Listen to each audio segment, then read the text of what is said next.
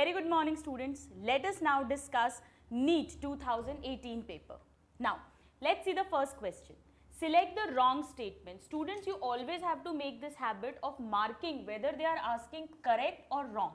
Otherwise, many a times we get confused and we take the incorrect or inappropriate answer. So, basically, we have to find out the wrong statement. Now, pseudopodia are locomotory? Yes. They are used in feeding? Yes. In sporozoa? No.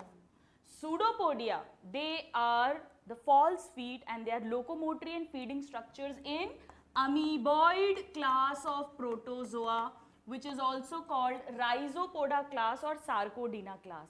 Whereas in the sporozoan class, they do not have any locomotory organelle. They are endoparasites like Plasmodium.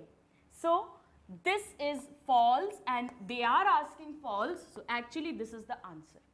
In exam, if you are confident about your theory, you don't even have to waste time in reading the other options, but let me show you here for your confidence.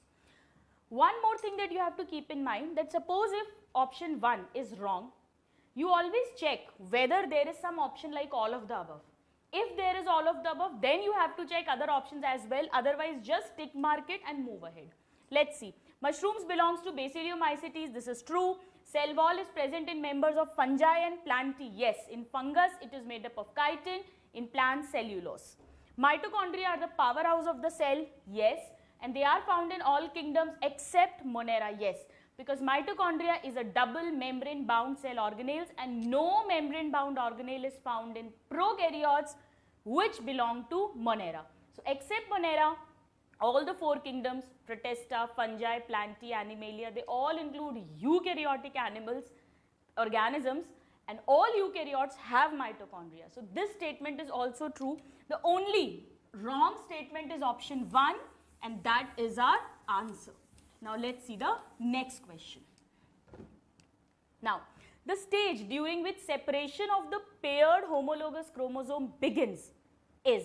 Now, students, where have we talked about pairing of homologous chromosomes? In meiosis 1, in prophase 1, in the zygotine stage. What happens?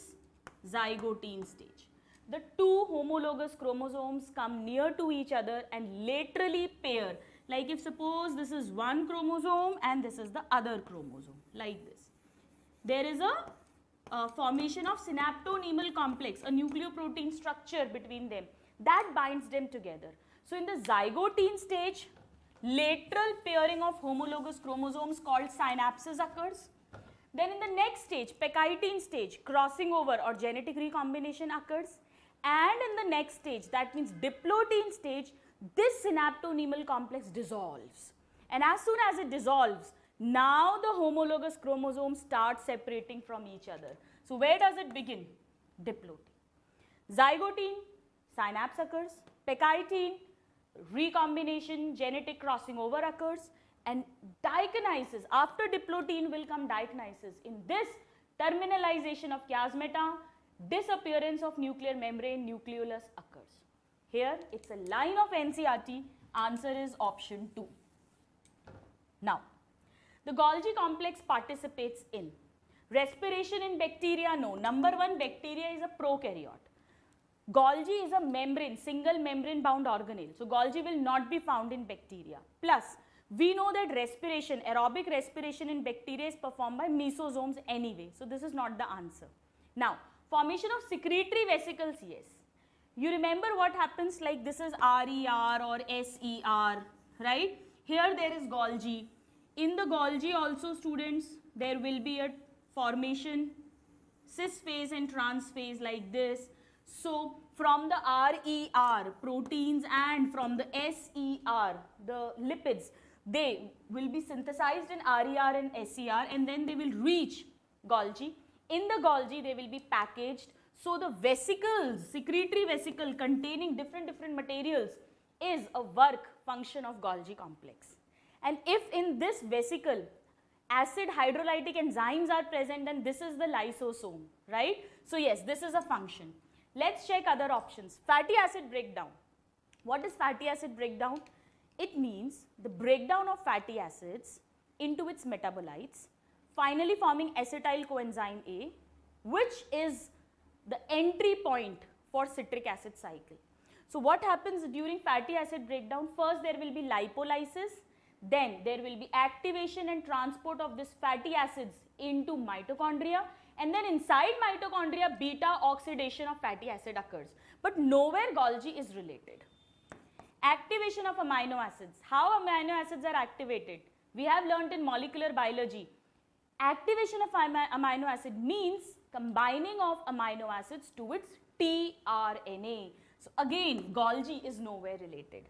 So the correct answer is option 2. That means formation of secretory vesicles. Now, the two functional groups characteristic of sugars are. Now students, sugars, monosaccharides can be of two types. They can be aldose sugar, like glucose is aldose, or they can be ketose sugar, like fructose. Whether aldose or ketose, any kind of monosaccharide, they will always have what? A polyhydroxy carbon chain. Like glucose, fructose, there are 6 carbons, so they will have 6 carbon chain to which many OH are attached, like this. The OH are attached in case of glucose. Rest of the valencies we satisfy by H. Now glucose is an aldose, that means it has aldehyde group. This is aldehyde group, CHO. You have learnt in chemistry. What happens in case of fructose? On the second carbon there is a ketone group, like this. And students, this group is called carbonyl group. So whether it is an aldose sugar or it is in ketose sugar, this C double bond O is present in both. So carboxyl group is present in, carbonyl group is present in both, number 1. Number 2, OH groups are present everywhere because they both are polyhydroxy. So the hydroxyl group is also present in all sugars. So carbonyl and hydroxyl. Nowhere do we find methyl or phosphate groups. Alright, so the answer is carbonyl and hydroxyl, that is option 4. Let's see the next. Which of the following is true? We will always underline true for nucleolus. Let's see.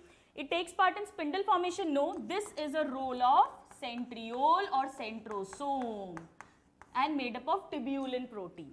Now, it is a membrane bound structure. No, we know that nucleolus is found inside nucleus and it is non-membranous.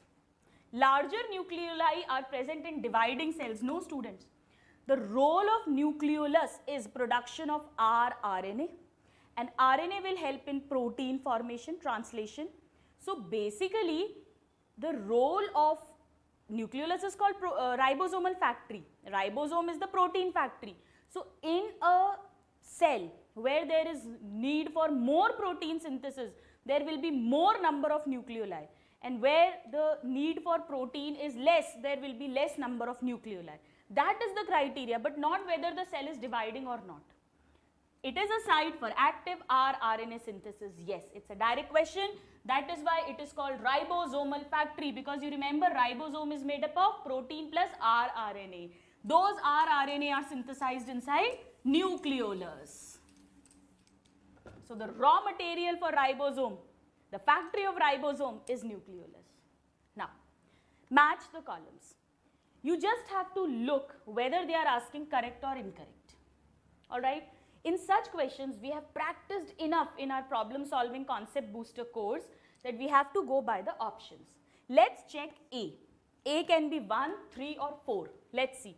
A is tidal volume. Tidal volume is what? The volume of air that we normally inspire or normally expire, and it is about 500 ml. We know this. Now A is not 1, A is 3. Yes. So these two cannot be the answers. Now we will focus only on second and third option. We will check B. B can be 1 or 2. Let's see. Inspiratory reserve volume. This is the additional amount of air that we can inhale after inhaling tidal volume. So after inhaling 500 ml, we can still inhale, we know, 25 to 3000 ml. So B is 1. Your answer is solved.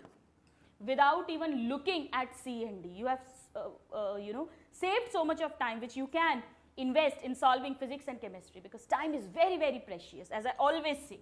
Now let's check C and D. In exam you don't have to check. Let's see. Expiratory reserve volume, the extra amount of air, the extra volume of air that we can exhale after exhaling the tidal volume, and it is 1000 to 1100 ml. Residual volume means after exhaling maximum, still, that means after forceful expiration, still some amount of air always remains in lungs, because of which lungs do not collapse, and that is about 1200 ml, called residual volume. But anyways, in the exam, just by solving A and B, we have solved the question. Answer is option 2. Let's see the next question. Now, which of the following option correctly represents the lung conditions in asthma and emphysema? Asthma, we know, is an allergic disease. In this, there is inflammation of bronchioles leading to their spasm, difficulty in breathing, particularly during expiration. We have studied this. In emphysema, what happens? It is due to chronic cigarette smoking. And what happens? These are the lung alveoli. The walls gets damaged.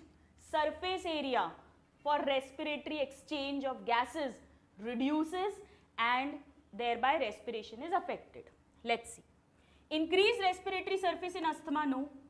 Increased number of bronchioles in asthma, no. Don't even have to read the other part.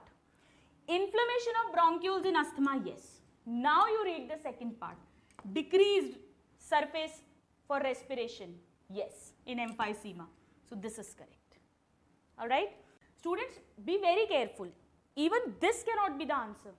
Because when they say asthma, then emphysema, that means the first point will be for asthma, second point will be for emphysema. In this case, this becomes a point for asthma and this becomes a point for emphysema, which is wrong. This is reversed. Alright. So answer is option 3 and not 4. Always see in the serial order in such questions. Now, again match the column. We will just see correct. We will go by the options once again. Tricuspid valve. Now, A can be 1, 2 or 3. Let's see. Let's start with 1. Tricuspid valve, where it is present, like suppose if this is the heart, right? Now, like this, we have studied. Alright, this is tricuspid valve, this one, between right atrium and right ventricle. This is bicuspid valve or mitral valve between left atrium and left ventricle. And from here pulmonary artery arises and from here aorta arises. So, between right ventricle and pulmonary artery there is a semilunar valve, and between left ventricle and aorta again there is a semilunar valve. Alright, let's see. So, tricuspid is between right atrium and right ventricle. So, 1 is 3. Your question is solved without even looking at B and C. You can check. See, bicuspid is between left atrium and ventricle. Semilunar is between right ventricle and pulmonary artery. And there is one more semilunar also between left ventricle and aorta. But what is important is how to approach the question. Just by seeing A, we have solved the question. We have saved so much of time. This is very, very important. So here the answer is option 3. Now, according to Hugo de Vries, the mechanism of evolution is, we know students, according to Hugo de Vries, he gave the theory of mutation. Saltation theory, mutation theory. According to Hugo de Vries, mutation is a single step process. The very next generation can be a new species. He worked on evening primrose flower, which is Oenothera lamarckiana. So, saltation or mutation theory. Not multi-step. He said that it happens in a single step. Not minor. He said mutations are major variations. Random but major variations. Multi-step mutation, minor variations, these points are included in Darwinism, Darwin's theory. Alright? So, answer is option 2. Now, again match the column, we will see whether they are asking correct. Again, we will go by the option. A can be 1, 2 or 3. Let's see. Proliferative phase. Now, we know students in a menstrual cycle, suppose this is 28-day cycle, this is day 1, bleeding starts, for up till day 5th. This is the menstrual phase. And why this happens, students? In this there is bleeding, that means shedding off of the endometrium of uterus because of decreased progesterone levels. Because fertilization has not occurred, corpus luteum has regressed, progesterone levels fall down and endometrium sheds off. From here up till 14th day, this all is the follicular phase where follicles are developing in ovary, releasing estrogen, and thereby this estrogen causes proliferation of the endometrium in the uterus. So this is follicular phase or proliferative phase. At day 14th, the Graafian follicle, mature Graafian follicle ruptures, releasing secondary oocyte called ovulation. This is due to LH surge, sudden rapid rise in LH content. And after this, the ruptured Graafian follicle converts into corpus luteum. So this is the luteal phase. In this, corpus luteum is formed and maintained by LH.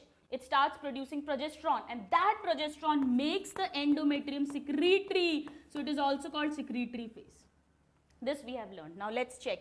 So proliferative phase means this is menstrual phase, this is secretory, this. So A is 2. Your question is solved without even looking at B and C. Let's check. Secretory phase is luteal phase and menstruation is breakdown of endometrial lining. Alright. So the correct answer is option 1. Now let's see the next question. Nowadays, lot of match the columns are coming in NEET. Ciliates differ from all other protozoans in. Ciliata class means they will be using cilia for locomotion. A typical example of this class is Paramecium. We know, students, we have classified protozoa on the basis of their locomotory organelle. Flagellates, ciliates, amoeboid using pseudopodia, and sporozoans having no locomotory structure at all. So, they use pseudopodia for capturing prey? No. They have cilia, they don't have pseudopodia. They are mainly filter feeders. Having a contractile vacuole for removing excess water? Yes. They have contractile vacuole, but it is not a distinguishing feature. Even other protozoa, flagellated protozoa, amoeba, amoeboid protozoa like amoeba, giant amoeba, student, any, even euglenoids for that matter, any protozoa which is living in fresh water, whether belonging to any class, will have this contractile vacuole. So this is not an exclusive feature of this class. Uses flagella for locomotion? No. They will use cilia. They have two types of nuclei, yes. If you remember, in a Paramecium, they have two types of nuclei. One is bigger one called macronucleus, and one is a smaller one called micronuclei. The macro one is responsible for all the metabolic activities, whereas the micro one is responsible for heredity and genetics. So the answer is option 4. The presence of two types of nuclei is a specialized feature of ciliata. Do you remember any other specific features of ciliates? Trichocyst, organ of defense and offense. Then, presence of a permanent mouth and anus-like structure, cytopike, cytostome. These are the characteristic features. Alright? Now, identify the vertebrate group of animals characterized by crop and gizzard. Where have we studied crop and gizzard, if you remember? In vertebrates. They are not talking about non-chordates. They are talking about chordates in birds. Birds don't have tooth. The modern living birds are toothless. They will not be able to grind the food properly in the buccal cavity. They take the grains. It goes inside. In the crop, the grains, the food is stored, and then it goes into the gizzard. Here, there is grinding done, and then it is digested and absorbed by rest of the alimentary canal. G for gizzard, G for grinding. This is the function. It is not found in reptilia, amphibians or osteichthyes. Osteichthyes are what? Bony fishes. Alright? So answer is option 1. Now let's check the next question. Which of the following feature is used to identify a male cockroach from a female cockroach? We know from outside, just by looking at external appearance, we can find out whether this is a male cockroach or female cockroach. This is called sexual dimorphism. That means morphology means external appearance. Dimorphism means they show two types of external appearance. Male will show one type of external appearance, female will show some different external appearance. Sexual dimorphism. So you can identify the sex. Let's see. Forewings, no. Forewings will be found in both male and female. Presence of caudal style, yes. Students, caudal style or anal style, this is found only in males, not in females, and it is a copulatory structure. It helps in copulation. So this is differentiating point. In exam, you don't have to look at other options. Let's check. Presence of a boat-shaped sternum or ninth abdominal segment. No, boat-shaped sternum is found on the 7th segment in female. And that extends over 8th and 9th segment. But that is not something with which you can identify whether it is a male or a female. And anal cerci or caudal cerci, they are phonoreceptors and they are found in both males and female. So the characteristic feature is presence of anal or caudal style in male cockroach and its absence in female. Let me tell you one more thing. Let's go back to this question. Students, having two types of nuclei, this condition is called nuclear dimorphism, all right, or dimorphic nuclei. Two types. Again, the nucleus is externally looking two types. One is bigger, macro, one is smaller, micro. Anyways, now, which of the following does not undergo metamorphosis? What is metamorphosis? All the changes that take place when a larva finally converts into adult, those are together called metamorphosis. And we know that whenever this kind of metamorphosis occurs, it means the type of development is indirect. That means a larval stage is present. They are saying which of the following does not undergo metamorphosis. That means does not show indirect development. That means shows direct development, which will not have any larval stage. This is what they are asking. Let's see. Moth is an insect. Insect means arthropoda. They show larval stages in direct development, so this cannot be the answer. Tunicata are urochordata. You remember, notochord is present only in the tail of larva. That means they have larva. That means that will be converted into adult. That means they will show metamorphosis. Earthworm, we know, shows direct development. You remember, from the cocoon, average 4 earthworm gets released, and they are the young earthworm. They are not the larva of earthworm. So direct development is seen in all annelids except Nereis, which shows strokophore larva stage. So this is the answer. And of course, starfishes, echinoderms and echinoderms shows lot of larval stages. So the answer is earthworm does not show metamorphosis or larval stage as it undergoes direct development. Answer 3. Now, which of the following is not a homeotherm? Homeothermic animals are those which can maintain their body temperature. They are also called warm-blooded. The other type is poikilothermic or cold-blooded, which cannot maintain their body's internal temperature. Now we know birds and mammals are homeothermic, whereas fishes, amphibians, reptiles are poikilothermic or cold-blooded. Let's see. Sometimes they may give you amphibian, reptile directly. Sometimes they may give you one example of them. This is camel. Camel is a mammal. So this will be homeothermic. So this cannot be the answer. Now, Chilon is turtle, and turtle is a reptile, and reptile is cold-blooded like amphibians and fishes. Other two, Macropus is kangaroo. Kangaroo is again a mammal, so homeothermic. And Psittacula is parrot, and parrot is again a bird, and bird and mammals. So these three will be homeothermic. The only exception is Chilon. Answer is option 2. Let's solve the next question now.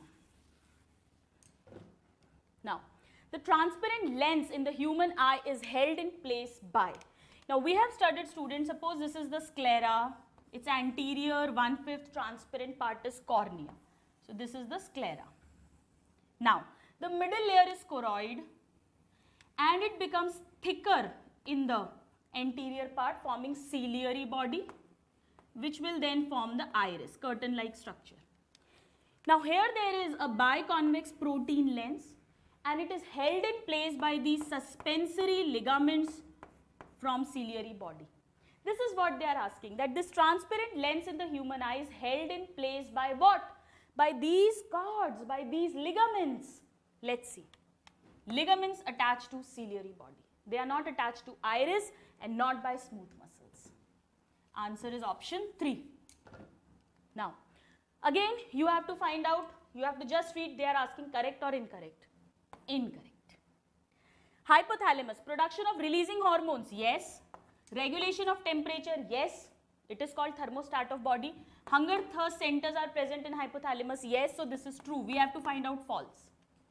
Limbic system, no. What is the function of limbic system? Limbic system is certain gray matter areas in the cerebral cortex like amygdalus, like hippocampus, which along with hypothalamus controls our facial expressions, sadness, happiness, all this expressions, plus sexual desire, arousal. This all is a function of limbic system and not all this. So this is false, incorrect, and our answer. Medulla oblongata controls the respiration, yes. Respiratory rhythm center is present here, cardiovascular center is present here.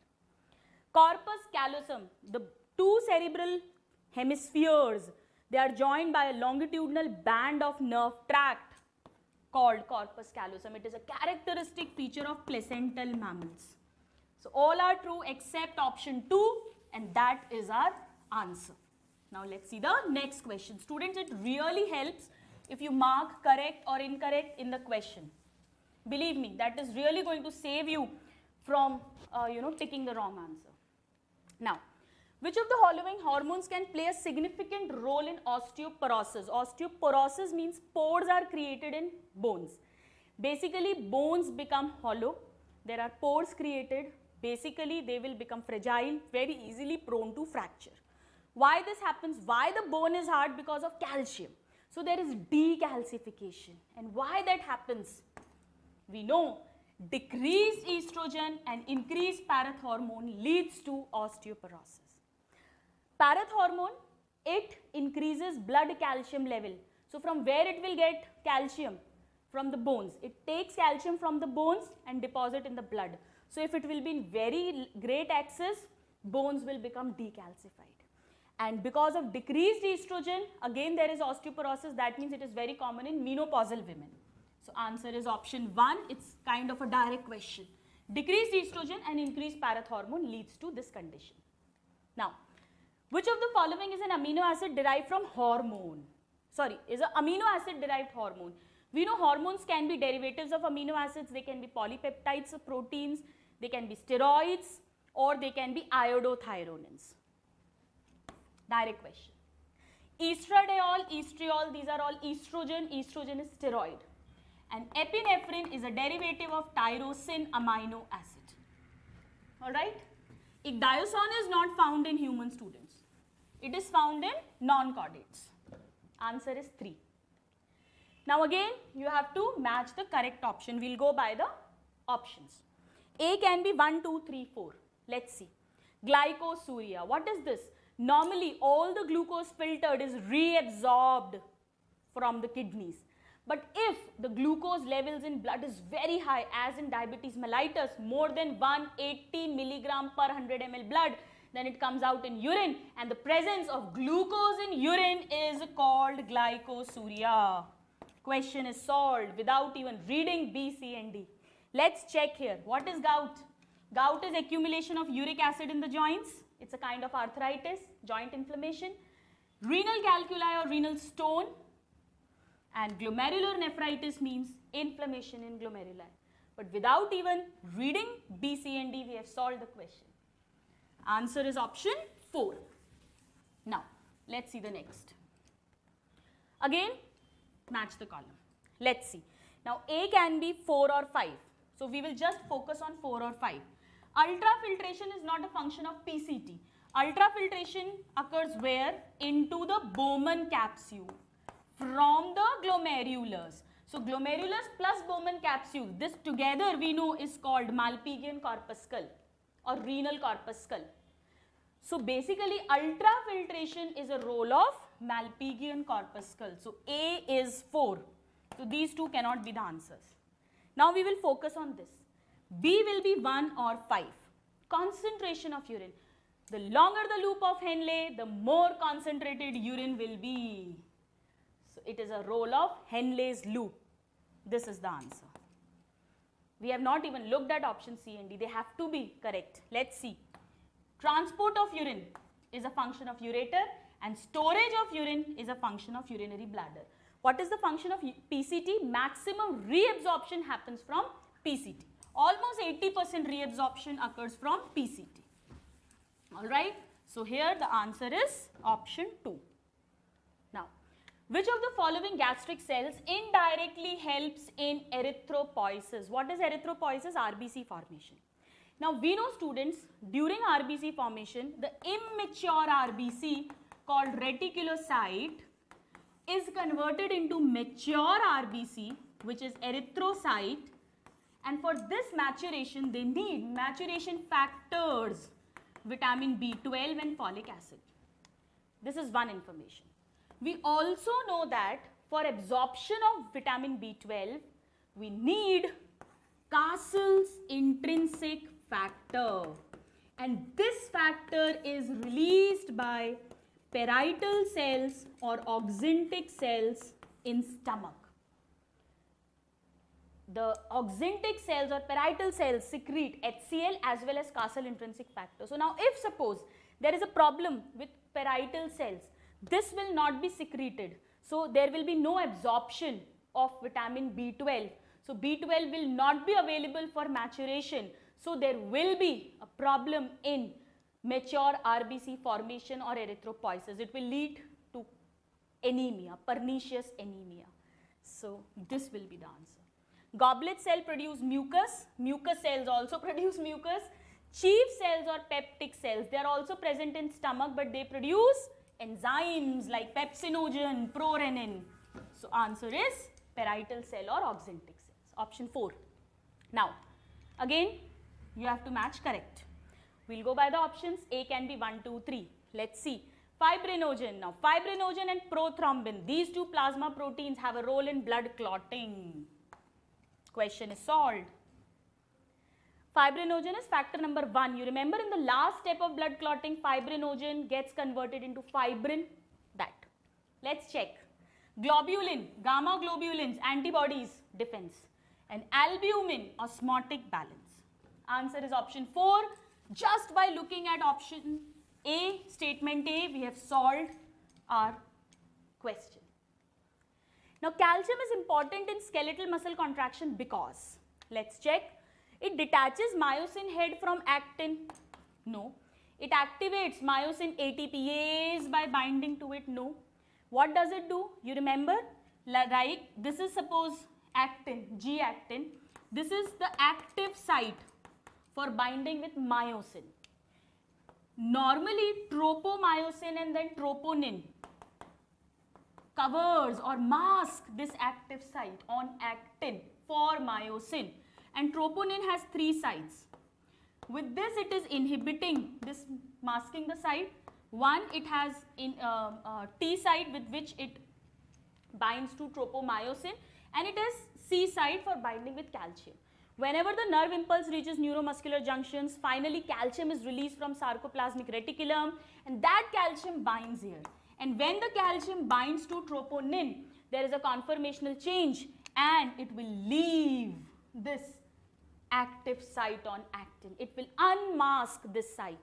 And when this will be unmasked, then it will join with myosin head, and with the use of ATP, it will be pulled towards the center of A band and contraction will happen. We have discussed this.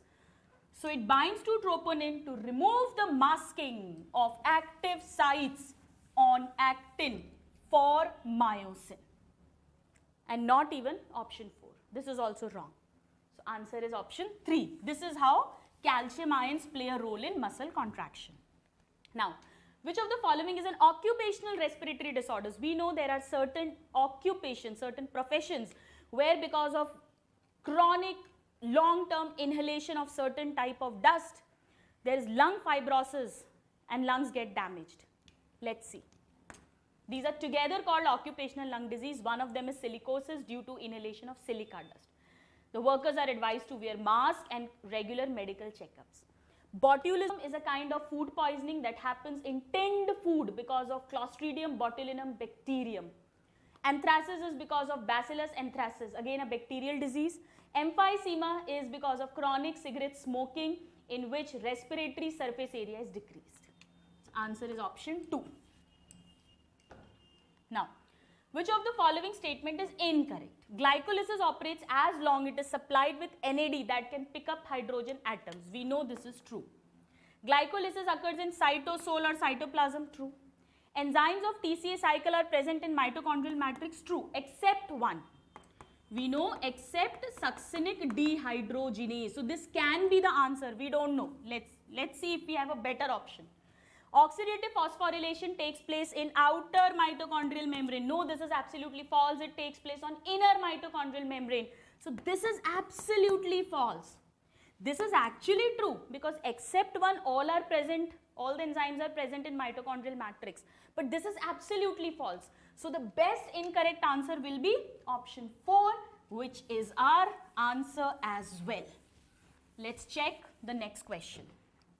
Now, Nissel's bodies are mainly composed of. Where are Nissel's body found? In neurons, on the dendrites, in the cell body. Never found in axons. What are they? RER plus free ribosomes. What is the function of Nissel body? Protein synthesis. Because ribosome, RER, they all are what? Connected to protein synthesis. Answer is option 4. Now, incorrect match. Submetacentric is L-shaped. Now, we know students, submetacentric means that the centromere is not in the center. If it is in the center, it is metacentric. It is little away from the center. So, how will it look like? It will look like this, L. So, this is true. We have to find false. Allosomes are sex chromosomes, yes. We have sex chromosomes called allosomes and others are autosomes. Lamp brush chromosome is diplotin bivalent, yes. Lamp brush chromosome is found where? In the oocytes of amphibians. Amphibians, diplotin stage. This is true. It's a kind of giant chromosome. This is false. Polytene chromosome, again another example of giant chromosome, but it is not found here. It is found in salivary glands of insects, first discovered in Drosophila. So, the incorrect matching is option 4 and that is our answer as well. Now, let's check out another question. Let's see. Now, many ribosomes may associate with a single mRNA. Single mRNA and many ribosomes to form multiple copies of a polypeptide simultaneously. Such ring of ribosomes are called polysome or polyribosome. It's a direct question. Let's see the next. Which of the following event does not occur in RER? Cleavage of signal peptides. Students, this happens in RER, we know. So, this cannot be the answer.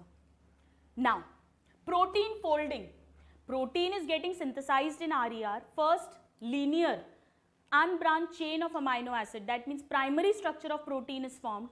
Then bonds occur, it becomes secondary and finally it is converted into tertiary structure, which is a coiled 3D structure, so that they become functional, biologically functional. This is called protein folding. So, this all happens in RER only. So, this cannot be the answer. Confusion is between these two because what is protein glycosylation? It means addition of carbohydrate moiety to protein. This is mainly a function of Golgi, but RER also helps. Plus, students, protein is formed in RER. Only then glycosylation can happen. So, RER also helps in this. but never in lipid synthesis. So phospholipid synthesis will never be a function of RER, it is a function of SER. So answer without any doubt is option 4. Now, which of the following describes human dentition? Pleurodont, no. Pleurodont is found in reptiles. The teeth are very loosely attached. They fall very easily. So this cannot be the answer. This also cannot be. Thecodont, yes. Thecodont means teeth is firmly embedded in the socket in jawbone. This is what our dentition is. Diphyodont, yes. Most of our teeth appears 2 times, first as milk teeth, then as permanent teeth. And we have different types of teeth, 4 different: incisor, canine, premolar, molar. So this is our dentition. Alright, option 2 is the correct answer. Let's see the next question now. Which part of poppy plant is used to obtain the drug smack? What is smack? Smack is the commercial name of heroin. What is heroin? Heroin is diacetyl morphine. And we know they all are opiate narcotics obtained from poppy plant, Papaver somniferum, latex. Direct question. Answer is option 2. Here you should know what is smack, then you will be able to answer it. Hormones secreted by placenta to maintain pregnancy are a line of NCERT. HCG, human chorionic gonadotrophin hormone, HPL, human placental lactogen, progesterone and estrogen. Oxytocin is never secreted by placenta. Prolactin is never secreted. Oxytocin is synthesized by mother's posterior pituitary, this by mother's anterior pituitary. Glucocorticoids by adrenal cortex gland. The only answer is option 1. Now, the contraceptive Saheli. Now, Saheli is a non-steroidal, non-hormonal contraceptive pill. It is not an intrauterine device, it's a pill, tablet. It is a research product of Central Drug Research Institute of Lucknow. Very highly effective. It increases concentration of estrogen and prevents ovulation in female. No, students, this is the role of oral contraceptive pills, steroidal pills. There we give estrogen or estrogen plus progesterone. We increase their level so that FSH is suppressed and FSH-LH is suppressed and ovulation does not occur. This is mechanism of action of OCPs, steroidal OCPs. This is non-steroidal. How does it work? It has ormoxilifen. This is an anti-estrogen. So it blocks the estrogen receptors on uterus. So even if estrogen is produced by ovary, it will not be able to attach to estrogen receptors in uterus. Endometrium lining will not become proliferative. Progesterone will not be able to make it secretory. Even if fertilization occurs, ovulation is happening, fertilization may occur, it will not be able to implant into the uterine endometrium. Because it blocks estrogen receptors, it contains anti-estrogen. So answer is option 3. It is not used as post-coital contraceptive. Answer is 3. Now, the difference between spermiogenesis and spermiation is, it's again a line of NCERT students. First of all, from primary germ cell, primary spermatocyte is formed by mitosis.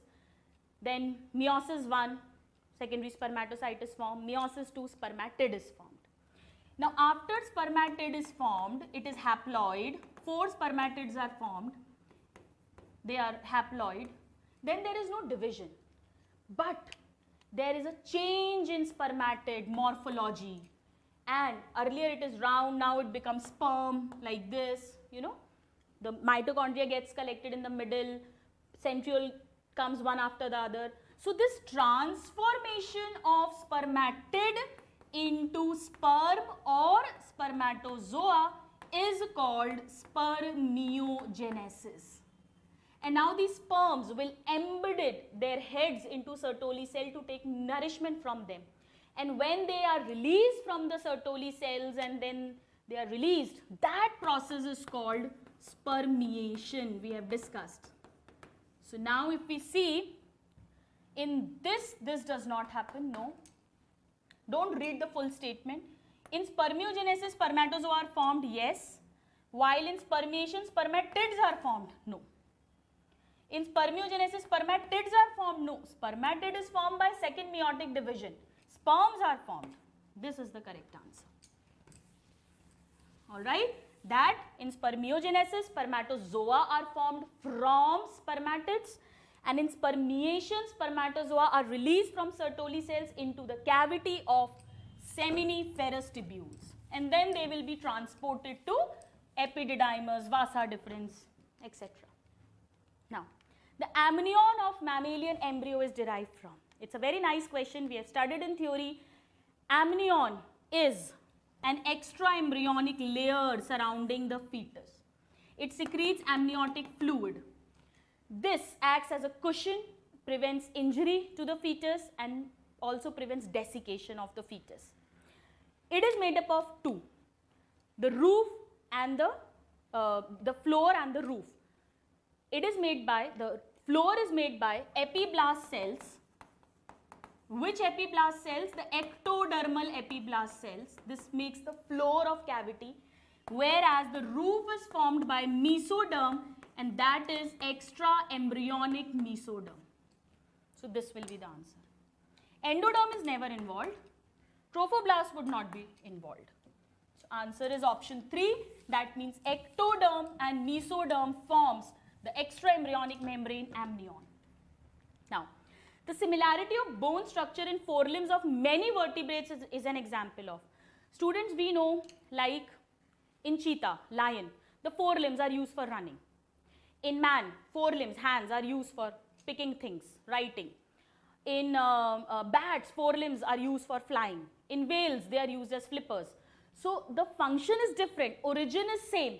These kinds of animals are called, organs are called homologous organs. They show divergent evolution, same origin, but because of different habits and habitats, different functions. These two are opposite. They will have different origin and same function. And adaptive radiation means starting from a single ancestor and forming many species due to differences in habitats. Like Darwin finches, Australian marsupials are examples of adaptive radiation. Answer is option 3. Now, in which disease does mosquito transmitted pathogen causes chronic inflammation of lymphatic vessels? Actually, you should have guessed the answer by now. Students, ringworm is a fungal disease. It is caused by fungi, epidermophyton, trichoderma, microsporum. All these genus of fungi causes ringworm, in which there is dry, scaly lesion with intense itching, and they are transmitted by using towels or products, things of the infected person, or when there is a lot of moisture, the conditions are ideal for fungal growth, but never by mosquito bite. Now, Ascariasis is a roundworm disease. Amoebiasis is caused by Entamoeba histolytica. This is transmitted by contaminated food and water. None of them is transmitted by mosquito bite except this. Elephantiasis is what? Filariasis. This is caused by a roundworm, Wuchereria bancrofti and Wuchereria malai. And these two roundworms are transmitted by bite of female Culex mosquito. And then they cause obstruction, inflammation of lymphatics, mainly the lower limbs, genitals, and causes their gross deformity. Limbs becomes like elephant lymph, that is why called elephantiasis. So the answer is option 3. Now let's see the next question. Which of the following is not an autoimmune disease? Now, out of these we know that Alzheimer's we have studied in nervous system. It is progressive dementia, loss of memory. It is caused due to reduced acetylcholine. So it is not, we have not read this as an example of autoimmune disease. This is the answer. Rheumatoid arthritis, antibodies are formed against synovial membrane, autoimmune disease. Psoriasis and vitiligo, although we don't study, it is not in your course, but they are skin disorders again related to autoimmunity. So the answer is 1. Now actually students, in the recent researches, Alzheimer's, some of the Alzheimer's cases are have also been attributed to autoimmunity, but these 3 are definitely 100% autoimmune. So that is why the best answer here is option 1 only. That Alzheimer's is not autoimmune, it is due to decreased acetylcholine. Now, Question 40. Among the following set of examples of divergent evolution, the incorrect option is, that means which one of the following is not divergent example? Let's see. Brain of bat, man and cheetah. All these three are mammals or vertebrates. Again, heart of bat, man, cheetah, forelimbs of bat, man, cheetah. They all are vertebrates, they all are mammals. So they all will have same origin, right? And whenever origin is same, whether function is same or not, but origin should be same, then we say that they belong to homologous organs or divergent evolution. As we have discussed about forelimbs of bat, lion, cheetah, man just now. But what about option 4th? Students, octopus is a mollusk, a non-chordate, whereas bat and man are chordates. So both have different origins, but still performing the same function of vision. So this is what? This is an example of analogous organ or convergent evolution. So this is not an example of divergent evolution. Hence our answer as well. Now let's check the next question. Let's see, question number 41. Now, a new variety of rice was patented by a foreign company though such varieties have been present in India for a long time. This is related to, it's a line of NCERT. In 1997, there was an American company, Rice Tech. It took patent of basmati. How? It crossed a basmati rice with a semi-DOF variety and patented it under US Patency and Trademark Office. Although since time immemorial, 2 lakh varieties of rice, out of which 27 varieties of basmati is being grown by the Indian farmers. Basmati is known for its flavor, for its aroma. And then the Indian government fought against this patency and this patency was cancelled then. Otherwise, what would have happened? If that company would have taken patent for basmati, then when the Indian farmers grow basmati, they will have to pay them the compensation, you know, because that is being patented. So anyways, similar cases have been seen for turmeric, neem. We have been using them time immemorial, so they cannot be patented by any foreign company. So here it is the basmati. Answer is option 4. Now, which of the following is commonly used as a vector for introducing a DNA fragment in human lymphocyte? Where have we studied this? There can be 2 ways of solving this question. Number 1, in SCID, in gene therapy, you remember first gene therapy was given in 1990 to a 4-year-old girl, Shanti De Silva. She was suffering from severe combined immunodeficiency due to ADA deficiency. That means adenosine deaminase enzyme deficiency, because this gene was faulty. So what scientists did? They take out lymphocytes from the patient's body and they introduce a functional ADA cDNA into the lymphocytes. The vector used is retrovirus, clearly given in NCERT, and then these genetically engineered lymphocytes are transfused back into the body of the patient. This is how it works. But since lymphocytes are not immortal, so we need periodic infusions. There is one more way of solving this. We know lymphocyte is an animal cell, and for animals we use retroviruses, adenoviruses. For plants we use Agrobacterium tumefacium Ti plasmid. Although lambda-phage and PBR322 are also vectors, they all are vectors, but this is used in animal cell host, and particularly in this lymphocyte infusion in SCID we have used this. So it is without any doubt the answer.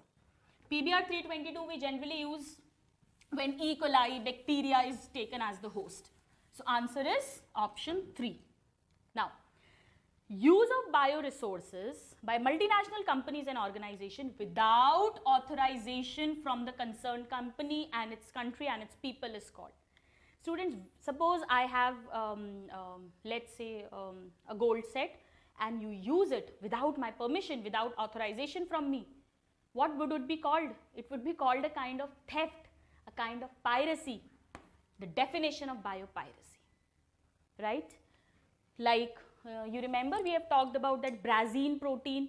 That plant is grown in Africa for time immemorial, and the American company patented it. They took and patented it and said that it is our product, but it is considered a kind of piracy, a theft, without even taking the permission from African people, government, without even paying them compensation. They use this.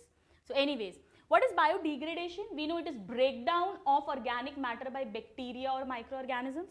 Bioexploitation is exploitation of the living resources, and bio-infringement, actually infringement means whenever you violate a law, that is infringement. So if you are violating the laws related to living, that is bio-infringement. But anyways, even if you don't know the meaning of these terms, this is a direct lines from NCERT, answer would be option 2. Now, the correct order of steps in PCR is, now we know polymerase chain reaction means in vitro synthesis of DNA strands, and this was developed by Kary Mullis, for which he was awarded Nobel Prize also. Now, in this there are 3 steps done. The first step is denaturation, that means at 90-95 degrees Celsius, the hydrogen bonds are broken between the 2 strands of DNA and the 2 strands separate. This is the first step. In the second step, we add a primer, and this is called primer addition or annealing. This happens at a little lower temperature, about 50 to 65 degrees Celsius. This happens. And after addition of primer, now we need to synthesize that DNA strand. So now the next step is extension or elongation or polymerization. This happens at about 72 degrees Celsius. But for this step, we need polymerase enzyme, DNA polymerase enzyme. But these enzymes becomes non-functional at high temperatures. So what is the most important step? Students, scientists have found Taq polymerase enzyme from Thermus aquaticus bacteria, which are active at such high temperatures as well. This is a revolutionary step in PCR. So this would be the sequence. Let's check. Denaturation, yes. Then extension, no. This is first, this is third, this is second. This cannot be the answer. Annealing is never the first step. Extension is never the first step. This is the correct answer. Alright? The steps are denaturation, then annealing, and then extension or elongation or polymerization by using Taq polymerase. Now, the last question from the zoology section. In India, the organization responsible for assessing the safety of introducing genetically modified organism for public use is, again a line of NCERT. We know, students, for any genetic research, when the product is introduced into the environment, into the ecosystem, its results are very unpredictable. And there have been cases in the past where introduction of Bt brinjal that caused pollen allergy to many people. So the government of India has set up one organization which does 2 main things. Number 1, whether that genetic engineering research is valid or not. So it will give the approval for the project. And number 2, when the product is ready, it will analyze whether it is safe to introduce in the ecosystem. So these 2 are the main functions. They have written one of the function. And the body is Genetic Engineering Approval Committee. We know GEAC.